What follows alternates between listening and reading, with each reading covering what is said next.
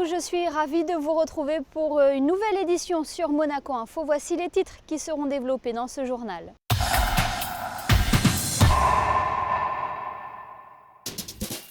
Une nouvelle association vient de voir le jour en principauté, elle s'appelle Monaco Tunisie. Patricia Navarro vous en dira plus. Sandrine Nègre, quant à elle, lèvera le voile sur la nouvelle exposition à la galerie Malboro à découvrir jusqu'au 26 mai. Nous parlerons de l'atelier public du Garden Club de Monaco, un atelier ouvert à tous. Et enfin, nous vous présenterons ce tout nouveau salon Like Bike. Il s'agit du premier en Europe consacré au vélo d'exception. Une nouvelle association vient de voir le jour en principauté, elle s'appelle Monaco Tunisie et a pour ambition de resserrer encore un peu plus les liens qui existent entre la principauté et la Tunisie. Les explications de Patricia Navarro. Il y a quelques années, Leila Chia était la dynamique présidente de la Jeune Chambre économique de Monaco. Son implication dans la vie locale trouve aujourd'hui un prolongement à travers un nouvel engagement.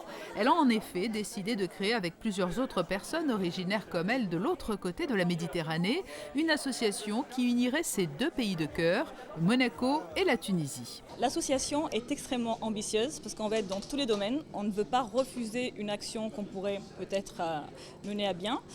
Donc on est ouvert à toute proposition, tous les domaines sur lesquels on peut aider. Toutefois, pour l'année 2015, on s'est vraiment fixé des objectifs. Le premier objectif est de construire une salle informatique dans une école. Donc là, nous cherchons des fonds pour construire cette petite salle. Toutefois, on a déjà tout le système informatique qui nous est fourni par l'association monégasque Digital Aid. Le deuxième projet est la construction d'un dispensaire dans les zones rurales. Donc nous allons demander probablement à l'hôpital de Monaco de nous donner un petit peu du matériel une fois que le dispensaire sera construit. Et le troisième et dernier projet est l'aménagement d'un jardin dans une école primaire également, dans la même zone qui est à Kérouan. Plusieurs projets de coopération existent déjà entre Monaco et la Tunisie et la communauté tunisienne de Monaco est importante et se retrouve dans de très nombreux secteurs d'activité. Effectivement, l'organisation de cette association a permis de nous rencontrer parce que moi-même qui suis de Monaco depuis 24 ans, j'en connaissais que 3 ou 4.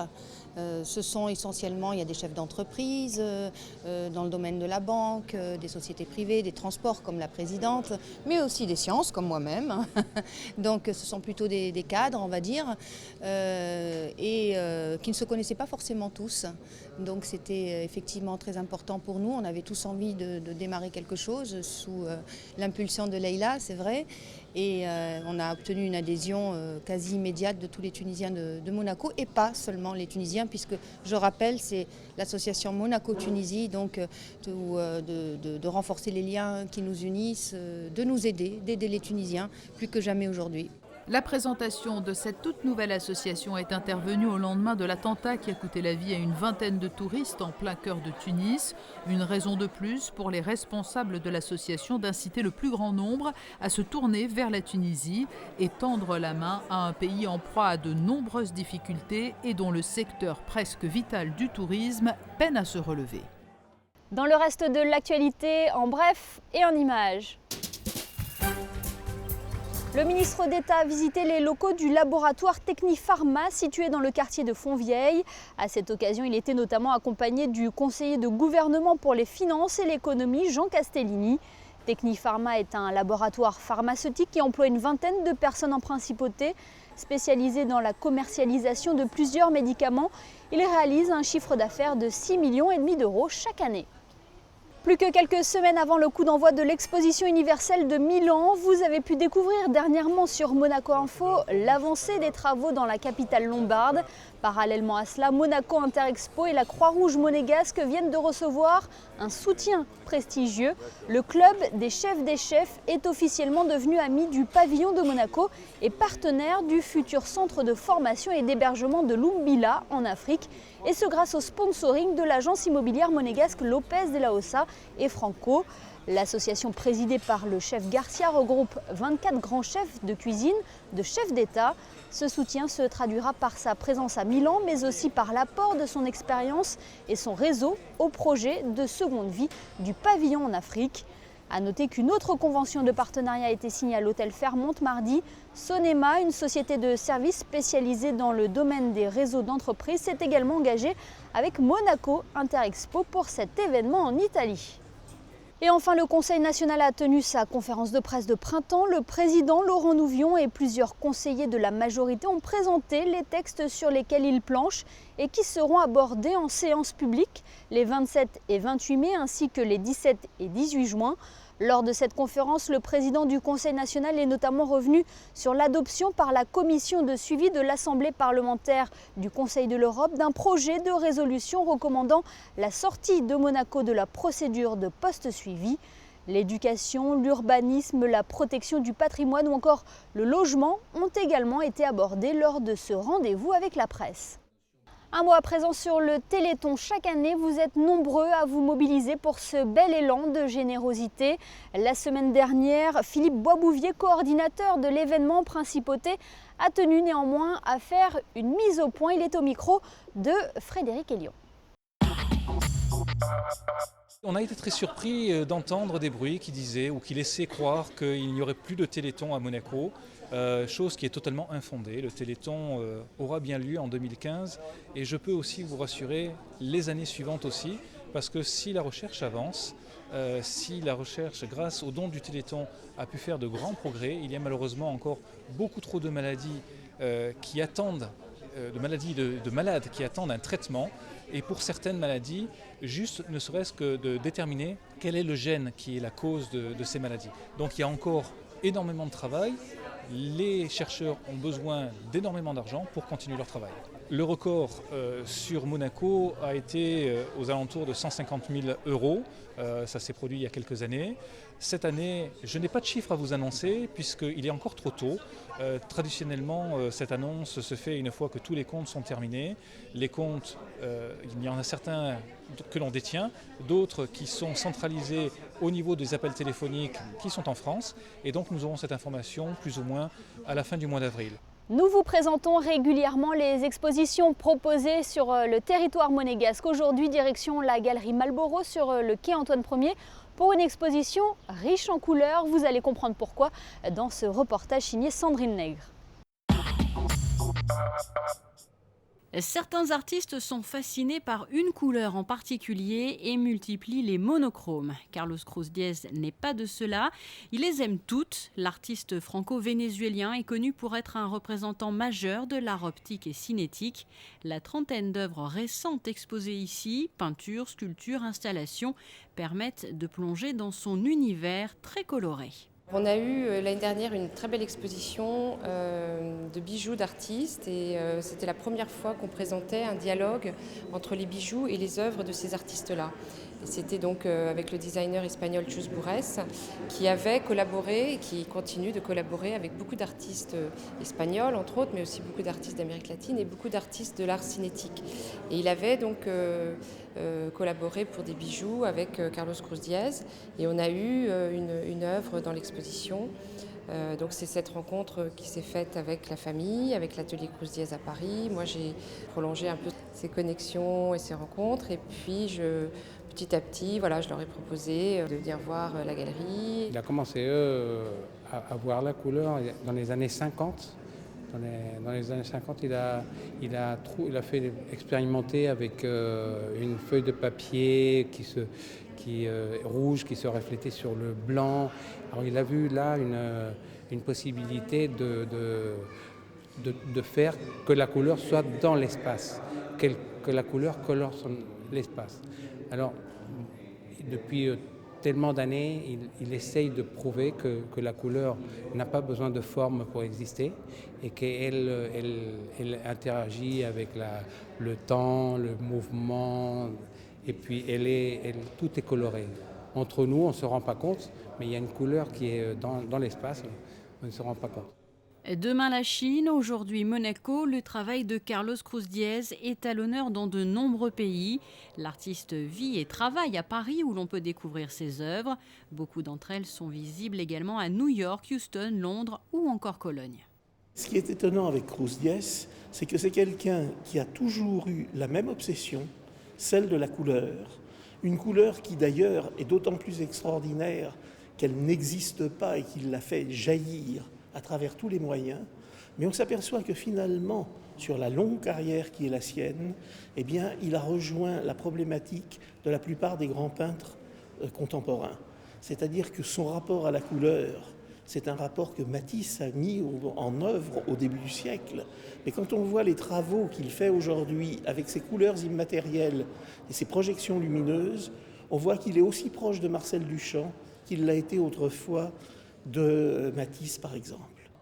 Pour mieux comprendre le travail de cet artiste tombé amoureux de la couleur et sa proposition fondée sur ses recherches qui révèlent les différents comportements de la couleur, vous pourrez donc découvrir l'exposition monégasque. Une fondation a également vu le jour il y a une dizaine d'années. Elle poursuit plusieurs objectifs.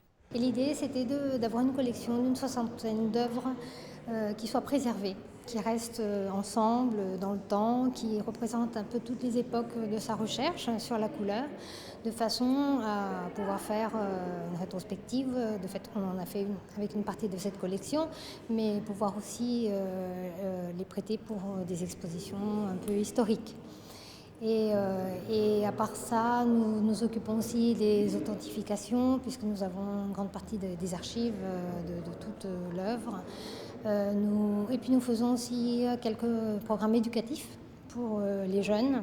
Transfiguration de la couleur à la galerie Malboro à découvrir jusqu'au 26 mai.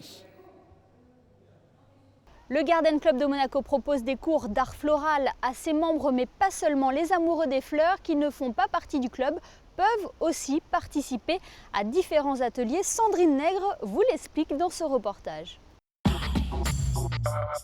Le Garden Club développe le sens artistique et l'amour de la nature à travers de nombreux événements, parmi lesquels ces ateliers dispensés au cœur de la salle Marcel Cruenelin au Jardin Exotique. Véritable pause enchantée et florale, ce moment est un joli mélange de concentration et de détente.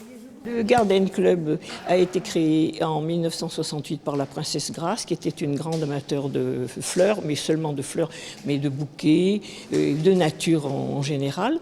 Bien entendu, nous l'avons perdu très tôt, et la princesse Caroline, en 1982, a pris la relève et est devenue donc la présidente de notre club. Aujourd'hui, nous faisons des cours du soir, parce que tous les mardis, nous avons un cours avec les dames qui sont du Garden Club, et à la demande de personnes qui aimaient l'art floral mais qui travaillaient, qui ne pouvaient pas venir, elles ont demandé que nous fassions des cours le soir. Et les dames du Garden Club donnent 5 fois par an un cours donc, qui est très prisé puisque nous avons toujours entre 12 et 15 personnes.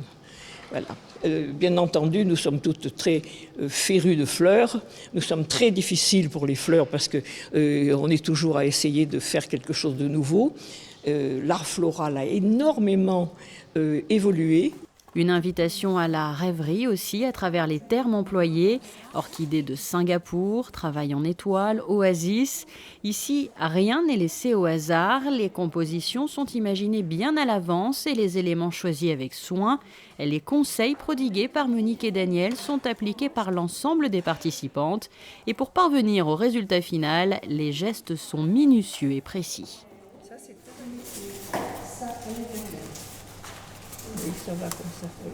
Vous savez que pour ouvrir une feuille, on peut faire comme ça. Ouvrir carrément la feuille comme ça.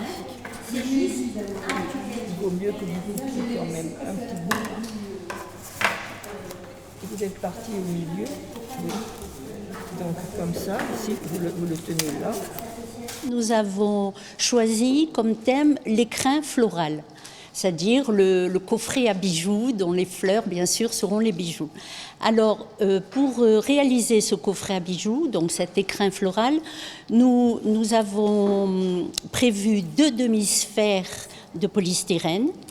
Alors, la demi-sphère qui sert de base est recouverte de feuilles d'aspidistra avec un scotch double face et des petits cavaliers. Et la sphère qui sert de couvercle a été réduite pour être un peu moins massive et elle est recouverte de feuilles de laurier sauce, voilà, avec des petites épingles. Après, lorsque les 2 parties sont réalisées, nous mettons un bloc de mousse d'oasis qui est saturé d'eau où les fleurs vont être piquées dedans et qui vont représenter les bijoux dans l'écrin. Et nous avons donc choisi des renoncules, du laurier thym, qui sont des fleurs actuellement naturelles et fleuries, et des orchidées de Singapour. 5 ateliers annuels de ce type sont proposés aux non-membres du Garden Club. Vous pouvez bien sûr découvrir le travail du Garden Club de Monaco tout au long de l'année à travers de nombreux rendez-vous. Le prochain, bien sûr, à ne pas manquer, le concours international de bouquets sur le thème de la Russie au mois de mai. Coup de projecteur à présent sur ce nouvel événement en principauté. Le premier en Europe, le Layback, est entièrement consacré aux vélos d'exception et aura lieu du 3 au 5 avril prochain au Grimaldi Forum. Dernièrement, les organisateurs ont présenté cet événement à la presse. Le reportage de Christine Datomel. Une manifestation inédite qui se positionne comme une vitrine des produits les plus exceptionnels existant sur le marché international, alliant le stylisme, l'innovation, la technologie, la mode et le luxe. Il y a beaucoup de salons de vélo un peu partout dans le monde, dans différents pays, mais le plus souvent ce sont des salons qui sont organisés pour rassembler les professionnels. Notre salon, c'est vraiment un des rares salons qui est consacré uniquement pour faire rencontrer les producteurs de vélos d'exception avec le grand public. Des accessoires et des vélos high-tech, électriques ou encore tout-terrain qui conjuguent le respect de l'environnement, le plaisir et la santé pour satisfaire les sportifs les plus exigeants, certes, mais aussi pour répondre à un style de vie en plein développement, le tout en joignant l'agrément et le design. Il ne s'agit pas spécialement de matériel couvert de diamants et de métaux précieux, pas du tout. Bon, on va avoir sûrement quelques modèles de ça aussi, mais il s'agit de... Le plus, c'est des vélos qui sont faits en série extrêmement limitée. Il s'agit des vélos qui sont faits par des créateurs jeunes ou très connus, comme Philippe Starck ou Pininfarina parmi les plus connus. Il y a certains créateurs qui fabriquent des vélos absolument magnifiques dans leur appartement au milieu de Londres. Donc on va essayer de ramener tout ce qu'on a réussi à trouver pour cette première édition de plus magnifique. Durant les 3 jours du salon, les visiteurs pourront tester les vélos, assister à des démonstrations acrobatiques sur le parvis du Grimaldi Forum. Et pour se mettre en jambes avant ce salon, une course par équipe aura lieu le 29 mars prochain. Il se tiendra sur le traditionnel circuit du Port Hercule lors du 42e Critérium de Monaco. Je vous propose d'écouter à ce sujet Joël Bouzou, il est président de Peace and Sport. C'est une course de nuit, c'est assez original. Et en même temps, dans le partenariat qu'on a avec l'organisation et aussi avec la Fédération monégasque de cyclisme, il y a des fonds qui vont être récoltés et qui serviront à alimenter un programme Peace and Sport. Peut-être dans le cyclisme d'ailleurs, le sport et le cyclisme en particulier, étant un sport qui permet de rapprocher les gens. C'est aussi un spectacle gratuit, donc ça permet de mobiliser les gens et de faire parler aussi des champions et de les impliquer dans des causes comme celle de la paix. Par exemple, dans les Grands Lacs en Afrique, où on a un programme qui vise à réconcilier des communautés en utilisant le sport comme ciment. Donc ça permet de développer ces programmes pour des enfants et leur apprendre qu'on peut vivre tout simplement en paix avec les autres, au-delà des problèmes qui ont pu exister dans le passé, qui sont parfois des génocides ou des conflits très violents, qui les laissent sans parents, parfois sans grands-parents, avec la précarité, parfois sans l'école aussi, mais avec le sport comme ciment, comme moteur pour se refaire une vie. Voilà pour ce tour d'horizon de l'actualité en principauté. Voici les prévisions météo pour les prochains jours. Légère amélioration du temps jeudi, les nuages seront toujours présents dans le ciel monégasque avant un retour des éclaircies l'après-midi. Les températures seront clémentes, elles varieront entre 12 et 16 degrés. Le retour d'un plein soleil est prévu pour vendredi avec un vent faible à modéré. Même cas de figure pour le début du week-end avec de belles éclaircies samedi et quelques nuages passagers dimanche. Le mercure grimpera jusqu'à 17 degrés au meilleur moment de la journée. Ce journal est à présent terminé. Merci de nous avoir suivis. Dans quelques instants, vous avez rendez-vous avec la suite de vos programmes sur Monaco Info. À bientôt.